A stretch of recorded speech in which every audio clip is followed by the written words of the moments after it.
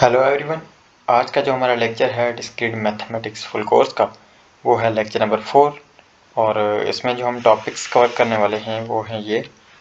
उनमें सबसे पहले आ जाता है डिवीजन एल्गोरिथम, उसके बाद है ग्रेटेस्ट कॉमन डिवाइजर्स जिसको हम जीसीडी कहते हैं, और उसके बाद है लीस्ट कॉमन मल्टीपल्स जिसे हम एलसीएम कहते हैं, और लास्ट वन जो है यूक्लिडियन एल्गोरिथम।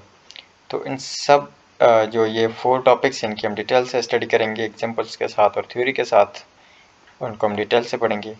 तो स्टार्ट लेते हैं फर्स्ट वन से। तो देखते हैं कि डिवीजन एल्गोरिथम क्या है, इसकी थोड़ी थ्योरी देख लेते हैं और इसका जो कॉन्सेप्ट है वो भी हम क्लियर कर देते हैं एक एग्जांपल के साथ।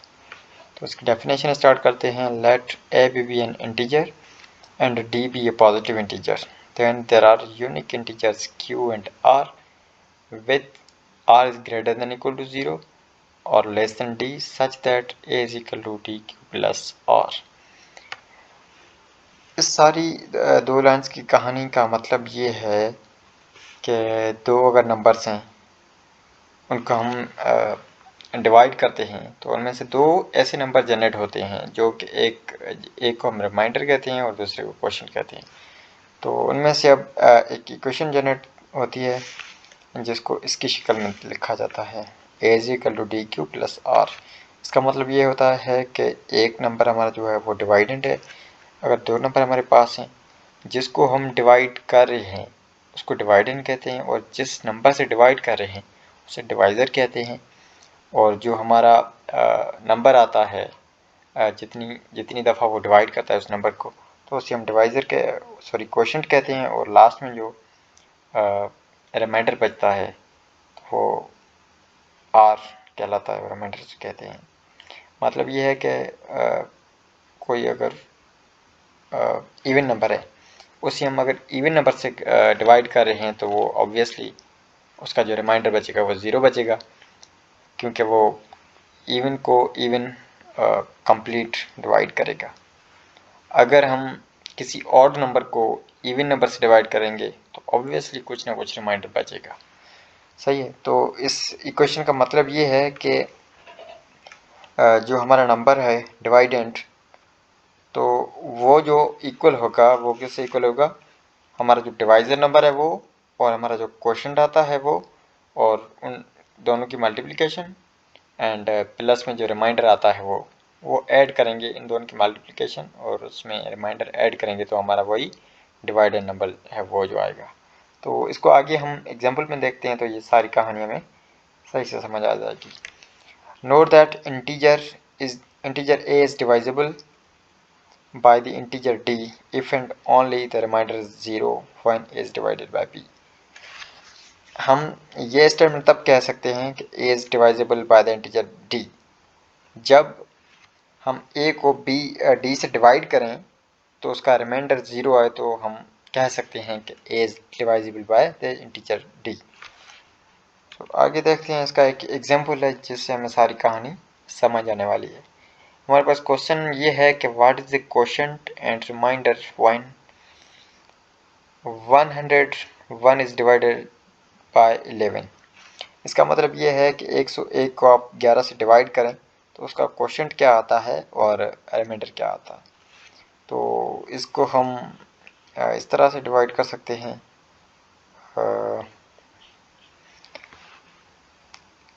इसको हम इस तरह भी लिख सकते हैं जिस तरह हम नॉर्मली हमें पढ़ाया गया है कि इस तरह डिवाइड किया जाता है। तो इसको हम इस तरह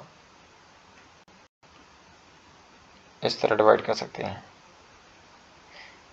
जो हमें स्कूल में पढ़ाया गया था मेथड। तो इससे हम चेक करेंगे कि 10 बार ये आगे हो जाएगा, ये लगेगा मेरे ख्याल से 9 बार, तो 9 बार ये हो गया 99, और इसका जो रिमाइंडर बचेगा वो 2। तो क्वेश्चन में हमें ये कह रहा है कि 101 को आप डिवाइड करें 11 से, उसका रिमाइंडर क्या होता है, उसका क्वोशिएंट क्या होता है। तो इसमें ये हमारा जो 101 है वो है डिवाइडेंड, और 11 जो है वो है हमारा डिवाइज़र, और ये हमारे पास 9 जो आया है ये है क्वोशिएंट। और ये 2 हमारा जो है वो रिमाइंडर है।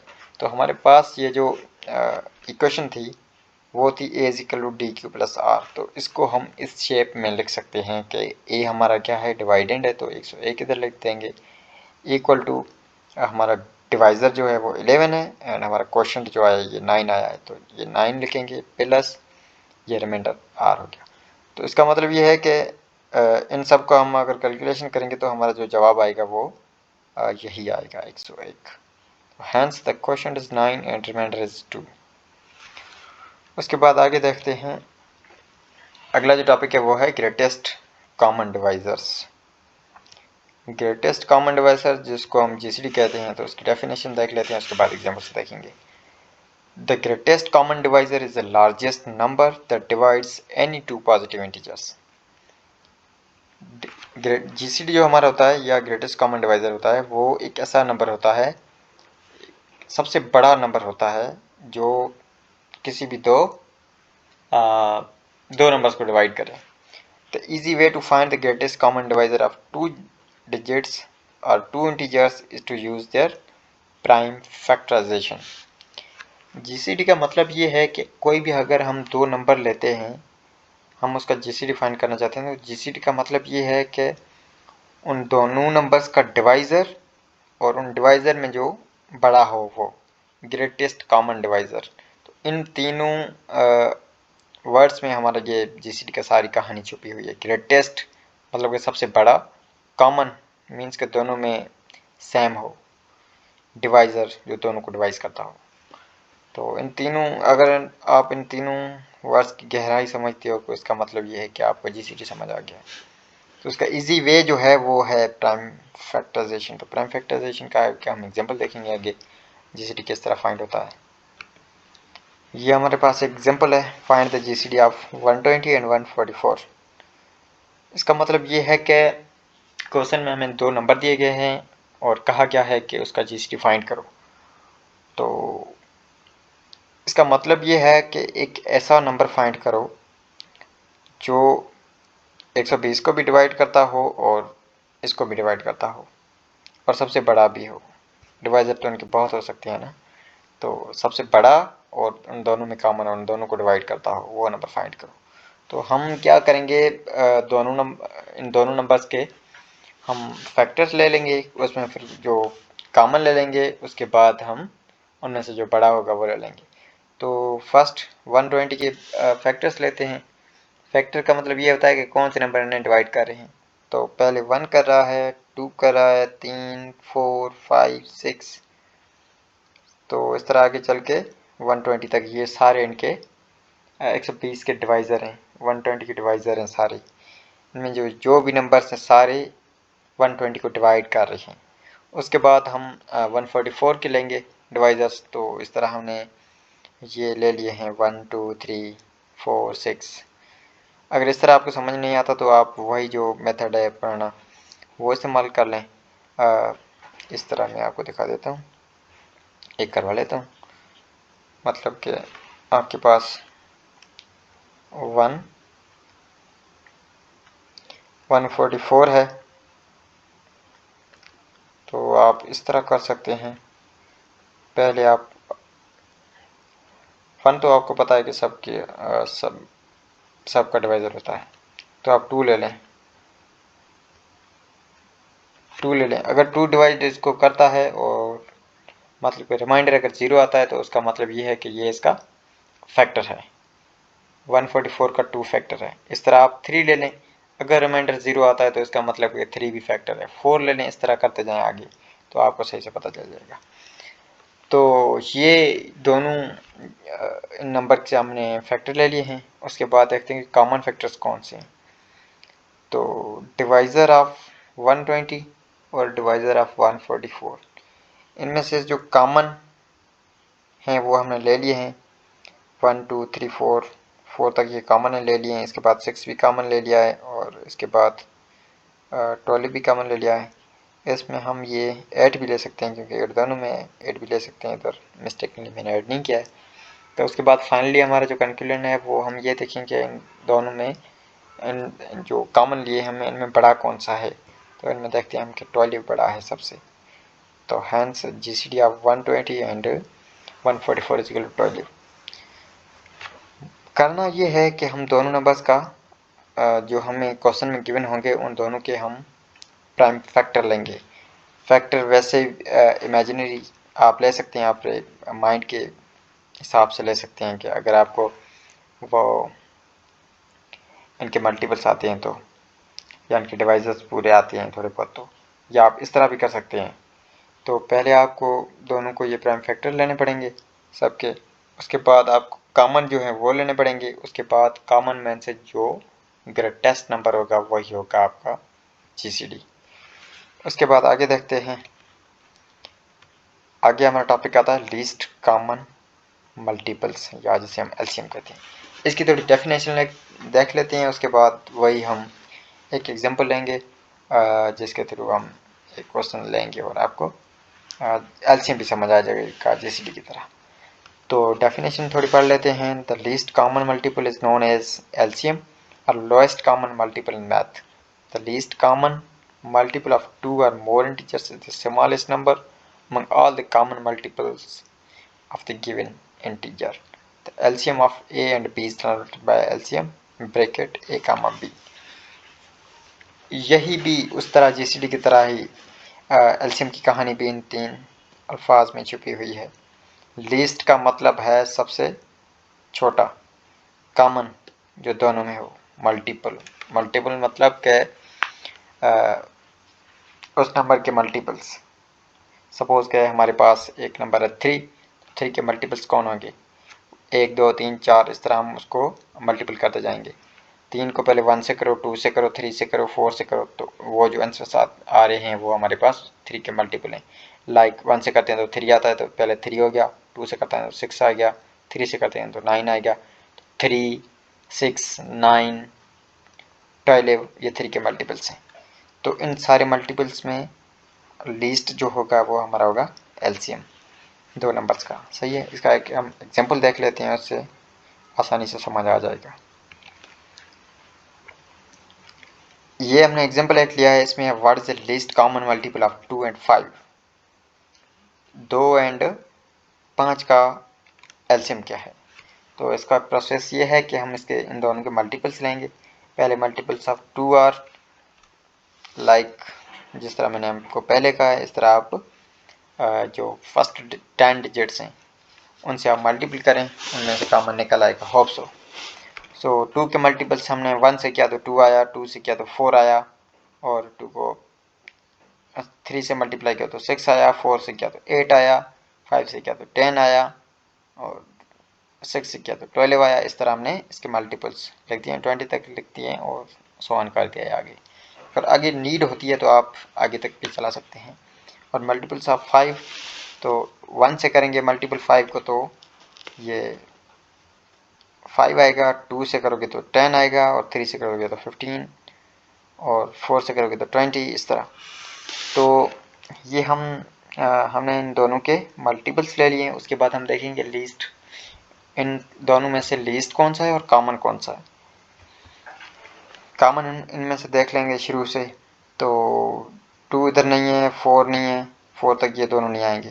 सही है, 6 इधर नहीं है, 6 इधर नहीं है, 5 इनमें नहीं है तो 5 नहीं आएगा, 6 नहीं है, 8 नहीं है। इनके बाद इनका डायरेक्ट 10 है तो 10 पे जाएंगे, 10 है। तो 10 के बाद इधर 15 है और इधर 12 है।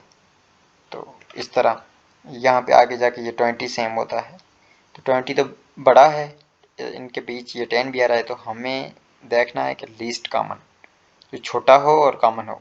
तो छोटा और कॉमन हमारा यही आता है 10। अगर ग्रेटेस्ट हम देखें तो 20 भी आ रहा है, 20 से आगे भी शायद कोई कॉमन निकल आए, लेकिन हमें लीस्ट देखना है। तो हमारा जो लीस्ट से लीस्ट है ना वो हमारा 10 है। तो LCM of 2 and 5 is equal to 10। तो 2 एंड 5 की जो LCM होगी वो होगी 10। तो इस तरह आप और भी एग्जांपल्स अपनी तरफ से ले लीजिए और इसकी LCM और GCD निकाल लीजिए प्रैक्टिस के लिए। उसके बाद जो मेन बहुत इम्पोर्टेंट टॉपिक है, और अक्सर जो भी बैचलर के डिस्क्रीट मैथमेटिक्स के कोर्स पढ़ रहे हैं तो उनमें ये तो पेपर में आता ही आता है, कोई टीचर 5 मार्क्स का देता है तो कोई 10 का देता है, कोई 8 का देता है। यूक्लिडियन एल्गोरिथम ये बहुत इंपॉर्टेंट है एग्जाम पॉइंट ऑफ व्यू से। तो हम देखते हैं कि ये क्या है, इसका थोड़ा कॉन्सेप्ट देख लेंगे, उसके बाद एक एग्जाम्पल भी करेंगे। तो Euclidean algorithm is a way to find the greatest common divisor GCD of two positive integers। Euclidean algorithm एक तरीका है GCD मालूम करने के लिए। जिस तरह हमने पहले जो पढ़ा था वो था प्राइम फैक्टराइजेशन का। उसमें हम पहले प्राइम फैक्टर करते थे, उसमें देखते थे कि सबसे बड़ा जो है वो फैक्टर कौन सा है। तो ये थोड़ा अलग कॉन्सेप्ट है यूक्लिडियन एल्गोरिथम। इसका हम देखते हैं कि ये प्रोसेस कौन सा है।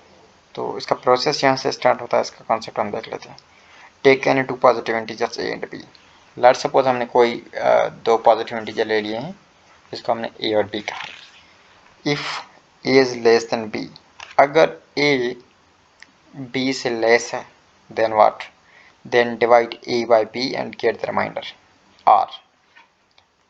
लेट्स सपोज हम ए लेते हैं 2 एंड बी लेते हैं लेट्स सपोज 5। तो अगर ए बी से छोटा है तो क्या करें, बी को ए से डिवाइड करें और रिमाइंडर आर लें। If r is 0, report b as the GCD of a and b. किसी भी दो नंबर्स को आपस में डिवाइड करें, अगर रिमाइंडर 0 आता है तो आपका जो डिवाइडेंड होता है, सॉरी डिवाइज़र जो होता है वो आपका जीसीडी होता है। नहीं तो अगर ये कंडीशन फुलफिल नहीं है तो क्या है, replace a by b and replace b by r, return of the previous.